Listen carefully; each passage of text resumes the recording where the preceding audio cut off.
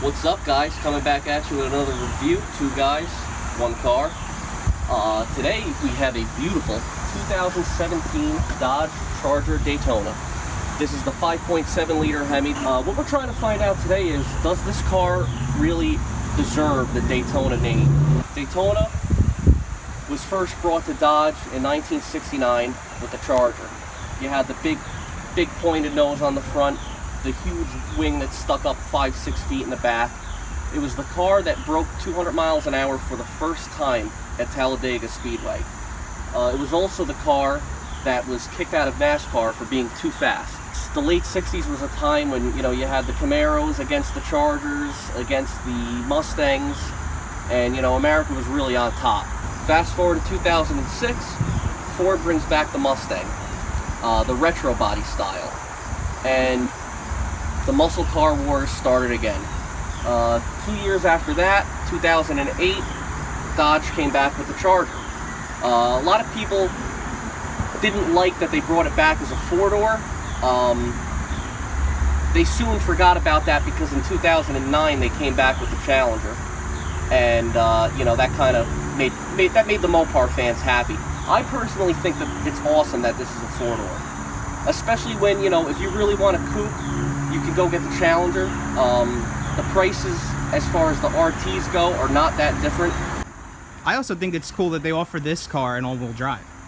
That's true. That was a short time, though. It was short, yeah. 13 to 14 or 15, maybe. Yeah. 13 to 15. They did offer it an all-wheel drive, which was cool. It just didn't work. Yeah. Which is fine, they got to try new things. Yeah. But yeah, no, I really, as much as I don't like Ford, a lot of you may learn that or know that already, I got to give it to Ford for bringing back the muscle car wars, because it's turned into something pretty crazy now. I mean, we have Dodge Demons that are banned from NHRA because they go too fast on the quarter mile without a roll cage. And the new Mustang is an awesome car. The new Mustang is a badass car. It's badass. It's really the best bang for your buck. Yeah, it is. It really is. But yeah, I mean, the Charger, what we really want to look at today is, does it earn the Daytona name? Do a quick walk around for everybody. Walk around. Oh, such a nice looking car. Now, the features that this car has that a regular RT does not is the SRT body kit, the 20-inch forged aluminum wheels, and you got up front functioning hood scoop. We'll pop the hood and tell you what else this has that an RT does not. Of course, you got the Hemi matte black emblem up on the hood here. And then you move down the side to the back. Matte roof. The matte wrapped around decal with Daytona in it. And the spoiler. This is what you get when you get the Daytona as far as exterior options goes. These wheels are probably my favorite part. Yeah, the wheels are beautiful. They make this car pop very nice. Very wide, big wide tires on there, 245s. Goodyear RSA2s. They're like a good all-season sport tire. Yeah. From the factory, there is an option for a sportier tire, which will improve the handling of this car. But as we get into it, you'll see it handles pretty damn well. Before we move into the interior, let me pop the old hood open for you. Like all new cars these days, though, it's a lot of plastic. Oh, of course. But yeah, you got your 5.7 liter Hemi V8 making 370 horsepower, I think 392 foot-pounds of torque. And it puts it down nicely. Puts it down very well. 8-speed automatic transmission is the only option you can get with this car. Triptronic, paddle shifters. You have a Mopar, actual Mopar cold air intake. And as we said before, the hood scoop is functional. So that helps a lot. That's the other difference between the Daytona. That's the difference between the Daytona and an RT. You also get a functioning active exhaust system, which sounds amazing. This car sounds sick for a factory car with nothing done to it. Nikki thought I had to get in to start it, but we're in the new age. We got auto start. There you go.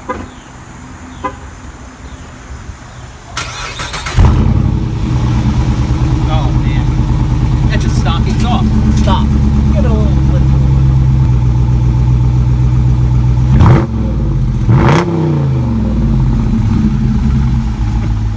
Yeah, this car sounds lovely. I can't believe that's stock. And I mean, when you're in it driving it, you just don't think that that's stock. If I own this car, I would not touch the exhaust. No, there's no need to. And I mean, we all know me with my cars. I need the loudest shit ever. Yeah, I straight pipe everything I own. You're not making this car sound any better. All you're going to do to it is make it louder. It sounds great. All right, guys, moving on to the interior. Beautiful, beautiful interior on these cars. Again, another difference you get with the Daytona compared to an RT is the nice hand-stitched leather accents on the door panels. You have the these are like leather stitched with the suede inserts. Yeah. Micro suede, they call it. It's actually not that hard to keep clean. You got your Daytona badging. Yeah, Daytona badging on the seats, Daytona emblem on the dash. Excuse me, I'm getting over a cold. They call this Carbonite. Carbonite. Han Solo Carbonite. It's kind of like a aged, weird, brushed aluminum look. I love it. It does look nice. It has an old school muscle look. That's why. Yeah, it's very. It's nicer than brushed aluminum. You know, it's cooler looking. You got it wrapped around the shifter there. Yeah. I apologize for the quality if the light's off on this. By the way, I don't have a polarizer on what I'm filming with, so I apologize for that. I'm gonna go actually in the back real quick. Fun option with this car is in the back Same seats. thing here. Oh, right. The back seats are heated. And you also have like the stitching and the detail moves right onto the back. Yeah. Where you really feel, you know, snugged in back there well. This is your classic cup holders. There you go. The leather's very soft on this car. Oh, look, I like that. 2 USB as well. You have back vents. Yeah, it's very, you have very decent leg room. Very accommodating to passengers. Yeah. Go ahead and show you the driver's side. The interior is a lot like there's not much different from this to the RT besides this the paneling here, the brushed aluminum. Other than that, I mean, you got the paddle shifters. I believe the RTs come with that option as well. They're really, the steering wheel is really nice. When you're having a little fun with the car, the paddle shifters are real easy to get to. They don't have that clicky noise to them. They're pretty quiet. I do enjoy the simplicity of the interior. Very simple layout. That's always a nice thing for me, as long as it looks clean and new, and it's simple. I mean, you just have a few buttons and a screen. I think Dodge is always good with that, with not overdoing the interior. Yeah. As far as the clusters go, where all your controls are. A lot of the climate controls and everything is in your touchscreen. Yeah. Up on the dash. It's got an Alpine sound system in it, factory. Sounds great when you want to turn it up, but when you hear this car, you'll understand. You don't really have the radio up all that often. So yeah, like I will say, my only thing with these interiors, and it's not a Dodge thing, and it's really an all-American kind of muscle car thing for me, is I do think that these interiors are made cheap. This one isn't as bad as like most Mustangs that I've seen with the interiors, but it does lack some things. Like, there are parts that are hard, and you know, where they lack some quality, but and also the layout's very plain. But I don't know what you really expect from this type of a car. It's definitely simplified. One thing I will note too is, yeah, they did go a little cheap with the interior. Yeah, they always do that. This door trim is starting to come up here. Yeah. And if we go around to the other side, I'll show you, it's really coming up. You know, and this is a 2017. The person that drives this takes good care of it. It's not a, you know, abused. Oh wow, yeah, I didn't even notice. But yeah, this is coming right out. Yeah, see, so it's things like this that bother me, and on not just Dodges, but really all American cars. They can't craft an interior properly, you know. But yeah, the Mustangs are known for being very cheap on the inside. Yeah. Well, I didn't even notice that. Wow. Yeah. Yeah, but I mean, other than that, it's a nice car. I definitely have enjoyed it so far. Yeah. And getting into the driving, you'll see why.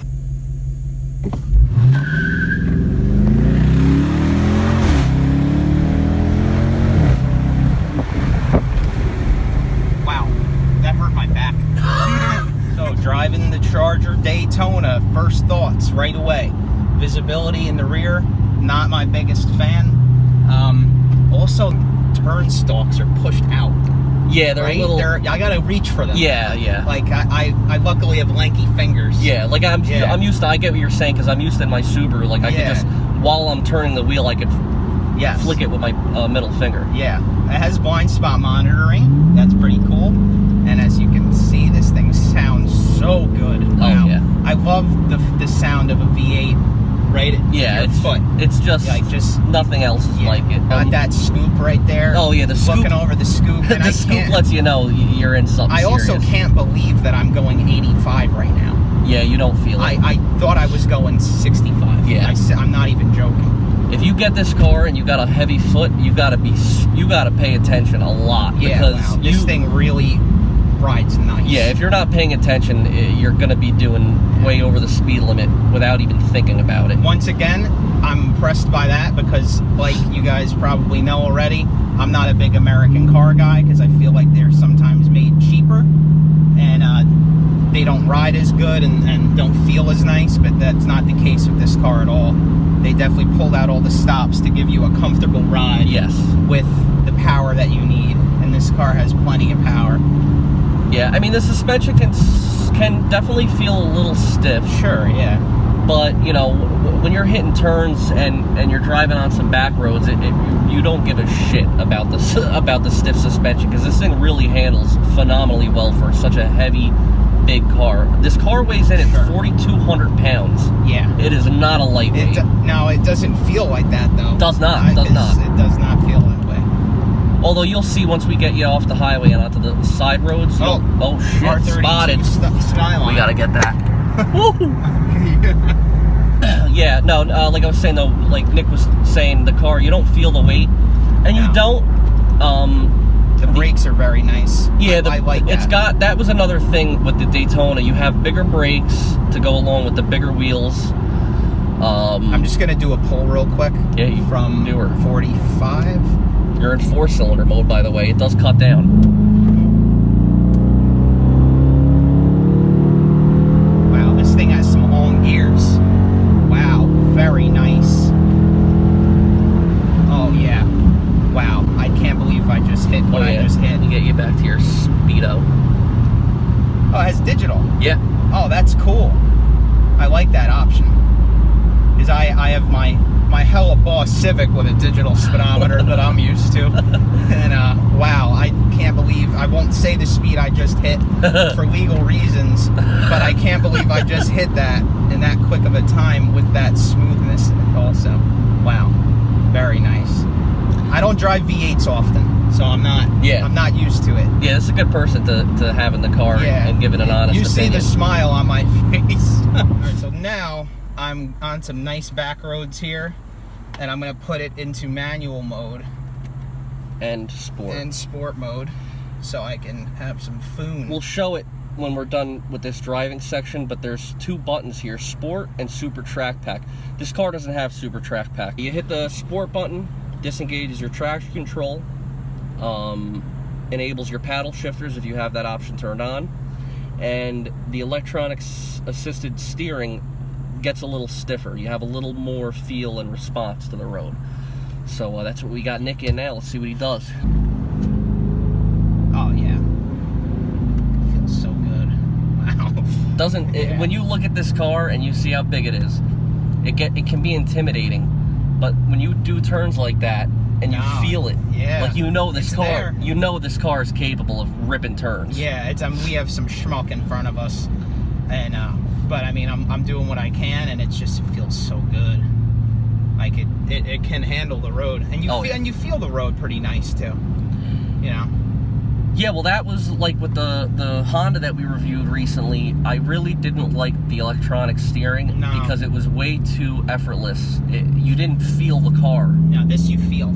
Yeah, it tightens properly. It does, and people have actually mentioned that the steering feels too heavy to them. I read a review that Car and Driver did on this, and to them they said the steering was heavy, and I like it. I'd prefer it to be a little heavier than not there. I just don't know these roads well. But I feel like driving this, I don't need to. You know what I mean? Yeah, no. I don't need to. Yeah, because you know you have big brakes that are going to stop you. Yeah. Oh, yeah. Phenomenal. Very nice. love that sound. Power out of the turn. There you go. Oh yeah. To think that that's a stock exhaust is where I just can't believe, you know. That's what has me going. Is that sound is bone stock. Yes. You know, that's awesome. It's lovely. Yeah. So, you know, back on the interior here, I wanted to just show you guys. We were talking about this nice, simple instrument panel here, but the rest of your climate and car controls are up here. You got your climate here with the heated and vented front seats, heated wheel. There's a button separate in the back for the heated back seats. Then you go over. Now, to get into your settings, you do have to use the Super Track Pack button, although this car does not have the Track Pack. But you see here you have your steering. It tells you what everything's on. Right now we're in sport mode, so everything's set to sport. Engine and transmission. Makes the throttle, it actually does make the throttle response quicker. Yes. The transmission shifts quicker.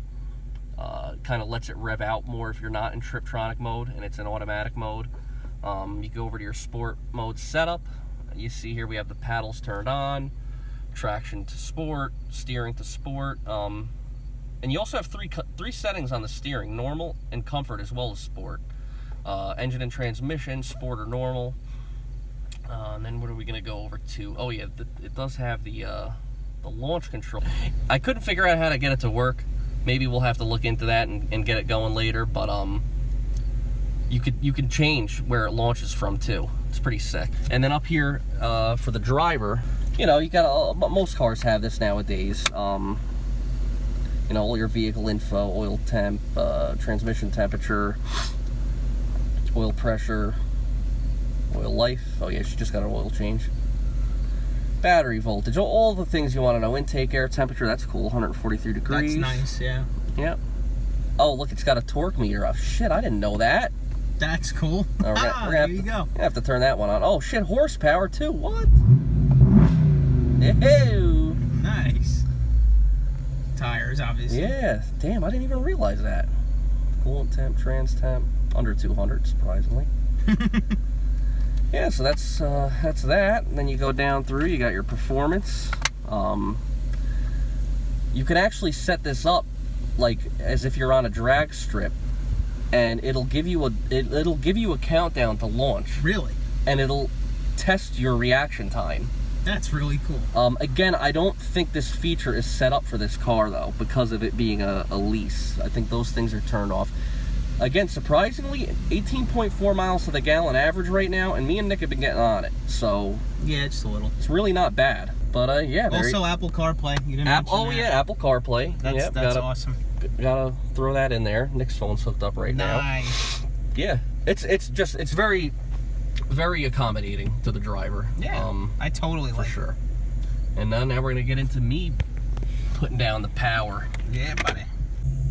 Here we go, the launch.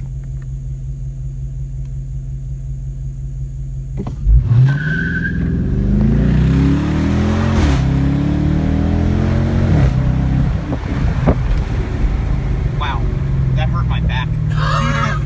Now, unfortunately, we don't have a quarter mile of straightaway to actually do that, but it is measuring right now a quarter mile.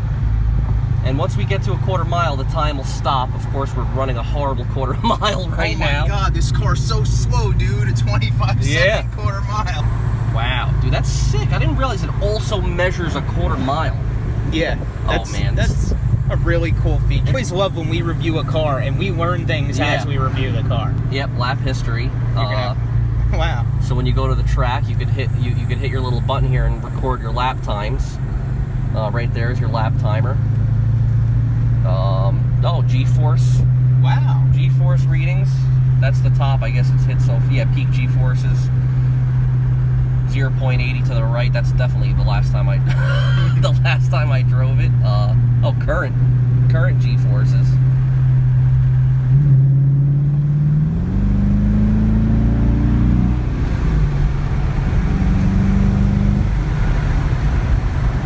All right, so we're about ready to ham this thing on back, and as much as we don't want to. Yeah, as much as we really both don't want to. It's been a very fun time with this car.